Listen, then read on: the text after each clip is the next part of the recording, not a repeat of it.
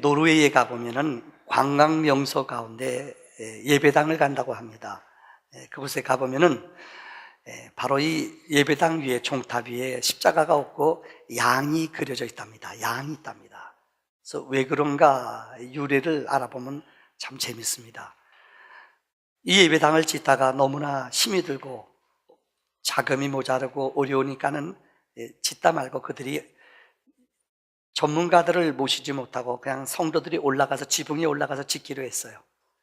열심히 짓는데 힘이 들어요. 어떤 사람이 실수해서 그 한 5층 되는 높은 높이에서 미끄러져서 떨어져서 이분이 떨어져서 죽게 됐습니다. 근데 살아났어요. 왜 그런가? 이유는 하나예요. 그 시간에 양떼들을 몰고 지나가던 목자가 그 시간에 그 옆으로 지나가다가 이 양 무리에 떨어졌어요. 양은 깔려서 죽고 이 사람은 살았어요. 그래서 사람들이 이렇게 말했대요. 야, 양이 죽어야 사람이 사는구나. 그래서 그걸 기념하기 위해서 그 예배당 위에다가 양을 조각해 놨대요. 여러분, 이 무슨 말입니까? 이 땅에 살아가면서 대신 죽는다는 것은 쉽지 않습니다. 대속의 죽음이라는 것은 우리 기독교의 신앙입니다. 우리가 지금 이 여호수아서를 강의합니다마는 오늘 본문의 내용은 개론적으로 설명드리자면은 이스라엘 백성이 애굽을 떠나 가나안 땅에 약속의 땅에 들어갑니다. 그런데 430년 동안 종살이하는 동안 이 땅에 살고 있었던 그 가나안 사람들이 여리고 성이라는 난공불락의 성이 있어요. 이 성에 누가 있었냐? 우리가 잘 아는 나합이라는 기생이 있었어요. 근데 정탐꾼들이 이 성을 점령하기 전에 정탐꾼 2명을 보냈더니 정탐꾼이 들어갔다가 걸렸어요. 그래서 걸려서 도망갑니다. 너 어디로 도망갔느냐? 성경에 보면은 기생 나합의 집에 들어갔어요. 나합은 기생입니다만은 원어의 뜻에 의하면은 창녀예요. 이 집에 숨은 거예요. 여자가 이방 여자예요. 이 여자가 믿음을 가지고 목숨을 걸고 이 사람들을 자기 3층 3대 밑에다가 숨겨줘요. 그리고 그들에게 오늘 본문에 계약을 해요. 우리가 당신을 살려줬으니 당신도 우리 성을 점령할 때에 우리를 살려주십시오. 그러면 좋다. 우리가 이 성을 점령할 때 창문에다가 붉은 줄을 매달아라. 그러면 이 집에 거하는 사람들은 우리가 한 사람도 죽이지 않고 살려주겠다. 그 대신 너희는 우리가 이곳에 왔다 갔다 하는 것을 비밀을 지켜라. 그래서 계약을 맺어요. 앞으로 우리가 계속 우리가 여호수아를 강의합니다마는 이 라합의 집에 머무는 사람들마다 붉은 줄을 매다는 사람마다 생명을 얻었다는 거예요. 그 집에 거하는 자마다 생명을 얻었어요. 오늘 저는 특별히 붉은 줄의 은혜라는 제목으로 3가지로 말씀드리려고 합니다. 첫째, 붉은 줄은 하나님의 은혜라는 말입니다. 여러분, 붉은 줄이 뭐예요? 성경에 보면은 성경은 하나님을 만나는 책이에요. 여러분, 하나님을 어떻게 만납니까? 성경은 하나님을 만날 때마다 이스라엘 백성들은 하나님의 제사를, 짐승을 피를 흘려서 제사를 드리고 하나님께 나아가요. 그래서 성경을 피의 책이라고 말해요. 자그마치 성경 신구약 성경에 피라는 단어가 700번 나와 있습니다. 우리 기독교는 특별히 피의 종교예요. 그래서 어떤 분이 그래요. 빨래를 빨아봐라, 물이 나올 것이다. 성경을 짜봐라, 피가 나올 것이다. 구약을 짜면은 거기에는 짐승의 피가 흐를 것이고, 신약을 짜면 거기에 어떤 피요? 예수의 피가 나올 것이다. 한마디로 성경은 피가 흐르는 책이에요. 특별히 성경은 우리에게 피를 강조하고 있습니다. 출애굽기 12장에 보면은 6월절 어린 양의 피, 십계라는 영화를 보시면 알 겁니다. 하나님이 애굽 나라를 강팍한 바로 왕을 치십니다. 그런데 이스라엘 백성을 내보내야 돼요. 그렇지 않으면 재앙이 임해요. 너희 백성을 내보내라. 모세가 찾아가서 바로 왕 앞에 얘기합니다. 근데 끝까지 강팍하게 안 내보내요. 그래서 10가지의 재앙을 베풀어요. 그래도 강팍하게 안 내보내요. 맨 마지막 10번째 베푼 재앙이 뭔지 아세요? 모든 장자들, 애굽에 있는 장자들, 짐승 첫 것들은 다 죽임을 당해요. 그러나 하나님이 이스라엘 백성에게 명령해요. 너희는 어린 양의 피를 흘려서 이것을 문설주에 바르면 재앙이 지나갈 것이다. 그래서 6월절이라는 말을 영어로 패스 오버라고 그래요. 재앙이 지나가요. 피를 바르는 집마다 하나님의 재앙이 그들 속에서 지나가 버리고 말아요. 근데 애굽 사람들은 이걸 믿질 않아요. 피를 믿질 않아요. 그래서 그들은 죽임을 당해요. 그러나 모세의 명령을 듣고 이방 사람들도 자기네 집에 문설주의 피를 바르는 자마다, 어린 양의 피를 바르는 자마다 구원을 받았다고 성경은 말하고 있어요. 두 번째는 성경의 예수님의 보혈의 피예요. 성경은 우리 이렇게 말합니다. 올해 인간들은 하나님의 영을 부음받은 사람들입니다. 그래서 하나님이 세상을 생육하고 번성하며 땅의 모든 것을 다스리도록 만들어 주셨어요. 근데 인간들이 선악과를 따먹고, 선악은 하나님의 속성이에요. 근데 인간들이 선악과를 따먹음으로 하나님의 동산에서 쫓겨났어요. 인간은 영원히 사탄에게, 마귀에게 종살이하며 악한 어둠의 세력에 붙잡힌 바 되어 살아가요. 그런데 이 사슬을 끊을 수 있는 것은 우리 의지나 우리 노력으로 우리 안의 죄악들을 끊어내지 못해요. 그래서 구약에는 짐승들이 계속 죄범할 때마다 피를 흘렸는데, 이 죄의 피를 한 번에 책임진 분이 있어요. 누구예요? 예수 그리스도예요. 예수님께서 자기 자신 온전히 대속물로 피를 흘림으로 우리의 신분을 종의 자리에서 영원한 자유자의 자리로, 사망의 자리에서 생명의 자리로 예수의 보혈의 피를 믿는 자들마다 이런 은혜와 구속을 주신 줄을 믿습니다. 오늘 본문 세 번째예요. 여러분, 라합의 붉은 줄이에요. 성경을 읽어보면 붉은 피의 얘기가 너무너무나 많아요. 기생 라합, 창녀예요. 버림받아 이방 여자, 누구도 돌보지 않는 여자예요. 근데 여자는 이스라엘 백성이 점점 자기네 마을에 온다는 소식을 들었어요. 그래서 이 여인은 이 사람들을 믿을 뿐만 아니라 목숨을 걸고 이 사람들을, 정탐꾼들을 자기 집에 숨겼어요. 그리고 본문에 보면 이 창문에 줄을 달아, 붉은 줄을 달아 도망가게 했어요. 그러면서 우리가 너희 성을 점령할 때에 붉은 줄을 매다는 집은 내가 언약 증표를 주노니 이 집은 공격하지 않는다. 언약의 붉은 줄을 다는 사람마다 생명을 얻었어요. 원래 히브리 사람에게는 헤렘법이라는 것이 있었습니다.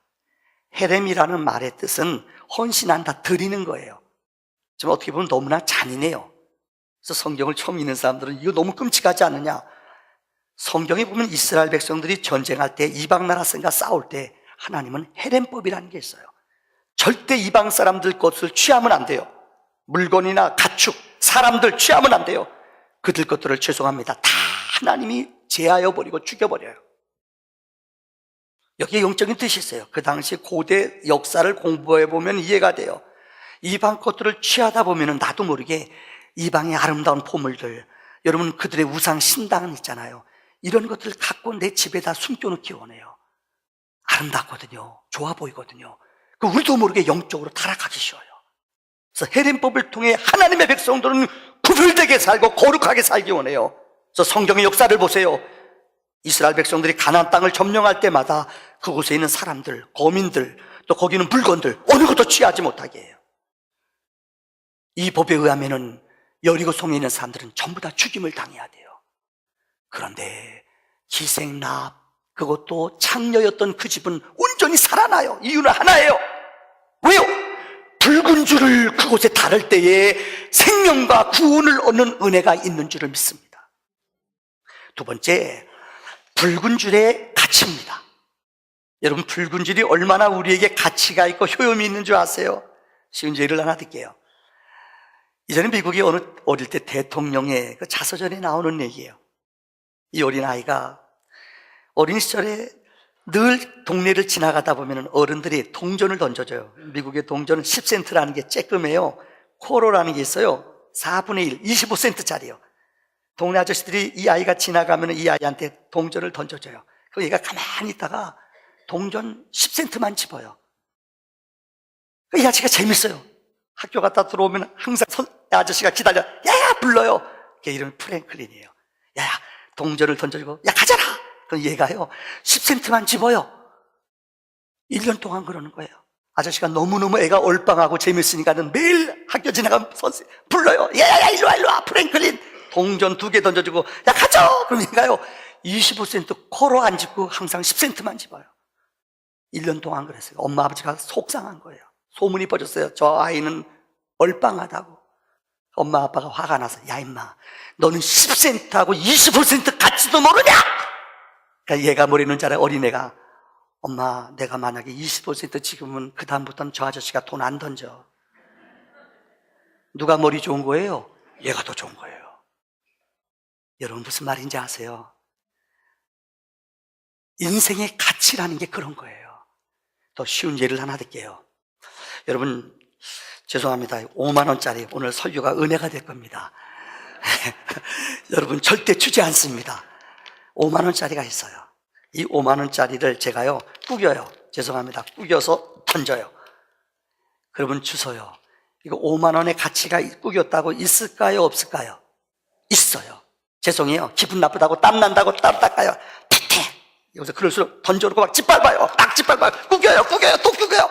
절대 저는 찢진 않습니다. 아무리 여러분 구기고 버려요. 이거 주실까요 안 주실까요? 주세요. 이 가치는 5만 원이에요. 아무리 냄새나고 더럽고 땀 흘려도 이 5만 원짜리는 아세요? 아무리 구겨주고 찢어져도 5만 원은 5만 원이에요. 누가 이것을 5만 원 아니라고 그럴 사람이 있어요. 혹자들은 그래요. 세상에 나가 살면서 사람들하고 부딪히고 얼마나 우리들이 인간들이 죄덩어리예요. 여러분 예수를 믿는다는 것은 내가 죄인인 것을 아는 거예요. 얼마나 이기적인 내 마음대로 살아가요. 얼마나 우리들이 죄송합니다. 남 잘 되는 거 보면은 남 넘어지는 거 너무너무 쌤통이잖아요. 목사인 저도 그래요. 얼마나 우리 몸이 우리 마음이 생각이 악하고 더럽고 죄예요. 그러다 어떻게 내가 하나님 앞에 나가? 아니에요.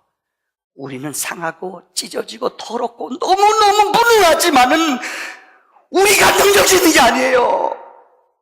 5만 원짜리 화폐는 화폐로의 가치가 있는 거예요. 구겨지고 연약하고 넘어져도 주님 앞에 나가면은 우리는 5만 원의 가치가 있는 줄을 믿습니다. 더 쉬운 예를 하나 더 드릴게요. 여러분들 혹시 선교사 아프리카에서 있는 진짜 선교사님 본 이야기를 어느 글에서 봤어요. 지금도 아프리카 땅에 간 미개한 나라에 가면은 결혼할 때에 신랑들이 지참금을 가져와요. 지참금 알잖아요. 그래서 여자 신부네 댁에 지참금을 주고 이 신부를 데려와요. 아프리카의 어느 한 케냐의 어느 부족입니다. 근데 거기는 꼭 소를 가져가요. 근데 보통 여자들은 소 한 마리면은 데려와요.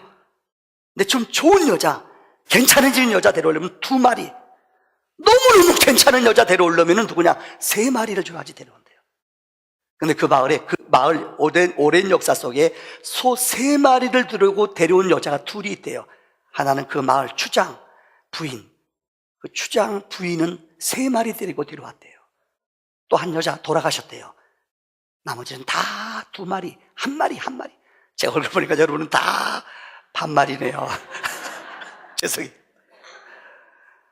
그런데 그 마을 추장이 있었는데 선교사님이 가봤더니 이 추장 아들이 똑똑하더래요.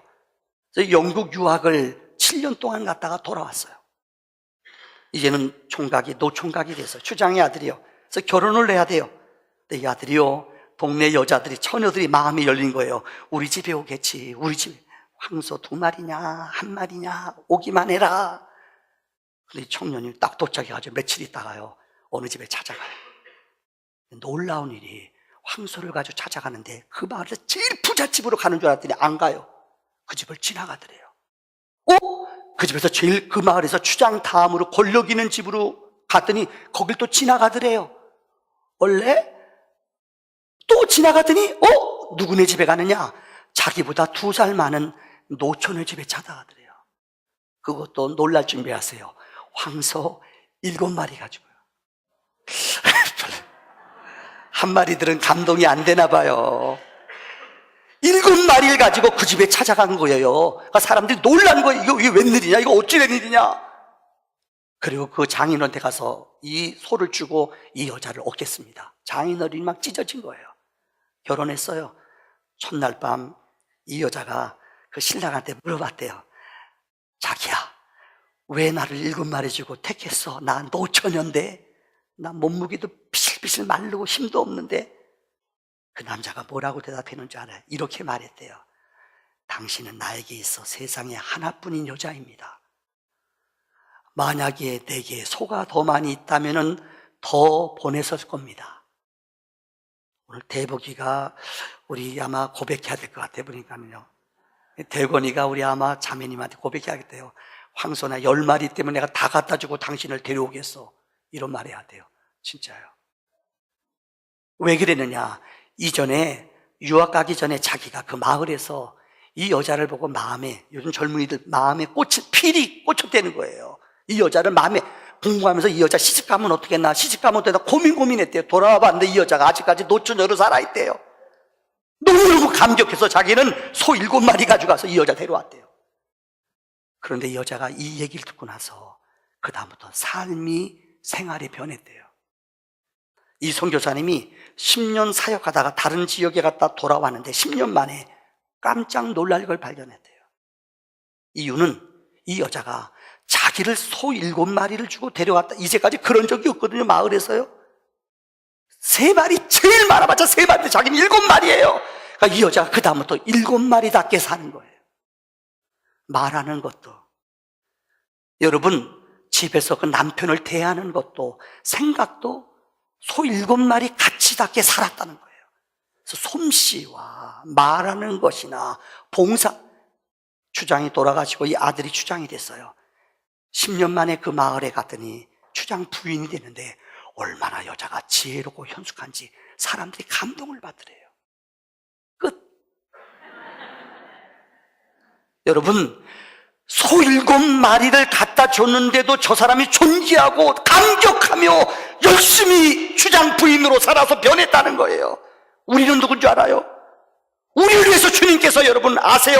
하나님이 그 아들 예수 그리스도를 소 7마리가 아니에요. 예수님이 이 땅에 우리 죄 때문에 오셔서 죽으셨어요. 우리의 죄를 대속하여 죽었어요. 아들을 주기까지 우리를 사랑하셨어요. 우리는 시한 자들이 아니에요. 존재한 자요. 아무렇게나 살면 안 돼요. 아무데나 가면 안 돼요. 아무렇게나 말하면 안 돼요. 왜요? 우리는 예수 자리에 존귀함이 있는 하나님의 사람인 줄 믿습니다. 여러분, 앞서 5만원짜리겠죠? 한 번만 더 보여드릴게요. 절대 드리지 않습니다. 여러분, 5만원은 5만원짜리 가치가 있는 거예요. 우리는 예수값 주고 사신 거예요. 예수값의 가치가 있는 거예요. 시시하게 한 번 왔다 아무렇게나 사는 사람으로 살면 안 돼요. 존귀한 보혈의 은혜와 감격으로 살아가는 영감 있는 성도들이 되시기를 바랍니다. 마지막 결론 3번째입니다. 이 붉은 줄의 능력입니다. 따라합시다. 붉은 줄의 능력. 여러분, 붉은 줄, 보혈의 능력은 우리에게 어떤 능력이 있습니까? 성경을 보세요. 앞서 말씀드렸습니다. 라합이라는 여자는 버림받은 창녀, 누구도 돌보지 않은 사람이에요. 그런데 그가 두 정탐꾼을 만나 보혈의 은혜를 알았고 하나님의 은혜를 배웠어요. 이 여자가 이제까지 몸 팔고 자기 마음대로 살았어요. 여러분, 붉은 줄을 매단 다음부터 이 여자가 아무렇게나 살았을까요? 몸 파는 여자도 싸게 아무렇게나 인생을 살았을까요? 절대 그렇지 않았을 거예요. 이 여자가 두 정탐꾼을 보내놓고, 오늘 본문에 보세요. 그를 보내면서 3일 동안 숨었다가 그들 너희를 찾으러 갔던 사람들이 지나간 후에 3일 후에 너희는 나가라, 이 얘기를 쭉 들려줘요. 여러분, 이 여인의 지혜로움은 오늘 본문의 말씀에 붉은 줄의 능력은 이 여자 개인적으로 구원을 얻는 사람이 됐어요.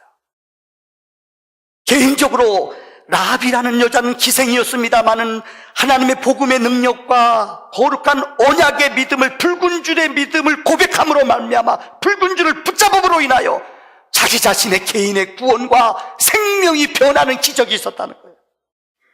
두 번째는 이 여인에게는 온 가족이 구원받아서, 오늘 18절 읽은 말씀 가운데 너희 집에 모이는 모든 자들마다, 너희 가족, 형제, 네 친척, 너희 집에 모이는 자마다 절대 말하지 말아라. 말하는 것이 누설되면 그들은 죽임을 당해요. 나라의 간첩, 반역죄예요. 절대 얘기하지 말고 그곳에 숨어 있어라. 그런데 믿음의 사람들, 가족들이 그 집에 모여들었어요. 혹시 여리고성을 여러분들 가본, 정탐한 여리고성이라는 곳이 지금 역사적인 자료로 발굴됐어요. 4m의 벽이에요. 어마어마한 벽이에요. 이것이 일순간에 무너진 것이 나타나요. 나중에 이제 설교하겠습니다만. 그런데 그 가운데 한 외벽이 그대로 남아있어요. 이것이 다 무너졌는데 기생 라합의 집, 그 붉은 줄을 매단 그 벽은 무너지지 않았다는 거예요. 모든 사람은 전부 다 죽임을 당하고 전부 다 생명을 잃었습니다마는 라합의 집에 머무는 모든 자마다, 그 가정에 머무는 자마다 생명과 구원을 얻었다고 성경은 말해요. 마지막 세 번째로 그 집에 머무는 모든 자마다 존귀한 인생이 됐어요. 여러분, 영국에 가면은 여러분 코벤트리라는 데가 있습니다. 런던에서 한 70분 되는 거리예요. 우리 조카가 여기서 이번에 그곳에 이제 교수로 발령이 났어요. 학위 마치고 그곳에 갔어요. 코벤트리라는 곳인데 거기에 가면 제일 명소가 있어요. 11세기에 있었던 역사적인 사건입니다. 코벤트리에 레오프릭이라는 아주 악한 성주 한 사람이 있었습니다. 이 사람은 아주 무식하고 독해요. 그 백성들의 영주인데 백성들의 피땀을, 아주 세금을 어찌나 많이 거둬들이고 회식을 많이 하는지 백성들이 도탄에 빠져요. 신음해요. 그런데도 백성들을 신음하고 고통하는데도 생각하지 않고 매일매일 연회를 베풀고 세금을 더 끌어들이는데 앞장서는 사람이에요. 레오프릭이라는 이 영주가 너무 악독하고 패역해요. 누구도 잘못 얘기했다가는 목숨을 잃어요. 그런데 그가 결혼했는데 그 부인 고디바라는 여자가 있어요. 현숙한 여자예요. 이 고디바는 정말 지혜롭고 현숙한 여인이었습니다. 그래서 남편한테 간언을 하는 거예요. 여보, 백성들이 너무나 힘들고 어렵게 사는데 세금 좀 덜 거두세요. 백성들이 너무 힘들어하는데, 너무너무 슬퍼하는데 이제 그만 좀 괴롭힙시다. 이 남편이 더 술 먹고 더 반대로 나가는 거예요. 그래도 이 부인이 또 죽어나는 거예요. 여보, 민심이 떠나면 안 돼요. 백성들의 마음을 움직여야 돼요. 여러분, 이 레오프릭은 더 강팍하고 미련하게 악한 일을 했대요. 그런데 고디바라는 여인은 끝까지 남편한테 끝까지 간언을 했어요. 이러면 안 됩니다. 이러면 안 됩니다. 그러니까 남편이 술 먹고 하루 들어와서 부인한테 그랬대요. 좋아, 내가 부인, 당신이 그렇게 백성을 사랑해? 그럼 당신이 내 말을 들으면은 내가 세금을 감해줄게. 그랬대요. 그럼 어떻게 하면 됩니까? 당신이 시로락이 걸치지 말고 옷 다 벗고 이 고을 한 바퀴 쭉 코벤트리 마을을 한 바퀴 돌라고. 이게 말이 돼요. 근데 여자가 고민을 했대요. 정말 백성들을 이 토탄의 아픔에서 구해줘야 되겠는데, 고디바란 여자가 일주일 동안 고민하다가 여러분 하루는 진짜 말을 타고 이 여자가 그 마을을 다 돈 거예요. 그런데 역사적인 사실입니다. 그런데 그 마을에 남자 톰이라는 남자가 있었어요. 이 남자가 재단사인데 다 모든 사람들은 그 마을에 문을 다 내리고 창문을 다 내리고 아무도 나오지 않았대요. 개새끼 한 마리도 얼씬거리 다 문 닫고요. 사람들이 그 여인 고디바의 고귀한 삶과 생각을 존중하며 어느 누구도 나오지 않았대요. 근데 톰이라는 사람, 재단사가 남자예요. 여자는 안 그럴 거예요. 몰래 보다가 눈이 장님이 돼서 죽었대요. 그래서 우리가 톰 얘기하잖아요. 이게 뭐냐, 몰래 훔쳐보는 걸 톰병이라고 말하잖아요. 거기서 나온 얘기예요. 다 한 바퀴 돌았어요. 남편이 감동을 받았어요. 그래서 여러분, 고디바, 지금 고디바 그 코벤트리에 가면 그 시청 앞에 여러분 이 동상이 있어요. 여기 가만히 동상 보면 이 여자가 누드에 옷 다 벗었어요. 지금도 1000년의 시간이 흘렀지만은 이 코벤트리에 고디바라는 여인의 고귀한 삶은 지금도 백성들의 마음속에, 영국의 사람들의 마음속에 이 관광 명소로 유명해요. 여러분, 고디바 하면 기억하세요? 초콜릿 들어보셨어요? 벨기에 초콜릿이 고디바라고 있어요. 이 여자 이름을 따간 거예요. 세계적인 최고 맛있는 초콜릿. 먹었어도 모르실 거예요, 여러분들이요. 권사님, 한 권사님 고디바 초콜릿 드셔보셨어요? 안 드셨어요. 죄송해요. 베이사님 드셔보셨어요? 아시네요. 딸이 낫네요, 엄마보다요. 여러분, 고디바라는 말이 여기서 나온 거예요. 세계적인, 초콜릿에 보면 이 여자, 이 그림이 그려져 있어요. 세계적인 제일 명품 초콜릿이 비싸요. 고디바. 면세점이나 백화점 같은 데 가보면 고디바 초콜릿 촌이 따로 있어요. 세계적인 거예요. 이 여인은 천년 전에 세상을 떠났습니다마는 이 여인의 삶과 고귀한 인격은 후대 속에 영원히 아름답게 기억되고 있습니다. 라합은 한낱 기생, 아니 장녀예요. 이방 여자, 누구도 거들떠 보지 않은 사람이에요. 근데 그 여인은 믿음으로 붉은 줄을 잡았어요. 하나님이 그의 이름을 높여줬어요. 여러분 기억하시죠? 그 종탄꾼이었던 살몬과 결혼하여 오벳을 낳았어요. 오벳이 보아스를 낳았어요. 여러분, 이 보아스가 오벳을 낳았어요. 이새를 낳았어요. 다윗을 낳았어요. 다윗의 할머니, 예수님의 할머니가 되는 축복을 라합이라는 여자가 얻었다는 거예요. 얼마나 위대해요. 비록 쓸모없고 무능하고 난 별볼일 없지만은 우리의 인생 속에 붉은 줄을 잡을 때, 예수의 줄을 잡을 때에 우리 인생의 변화와 기적이 일어나는 줄을 믿습니다. 기도합시다.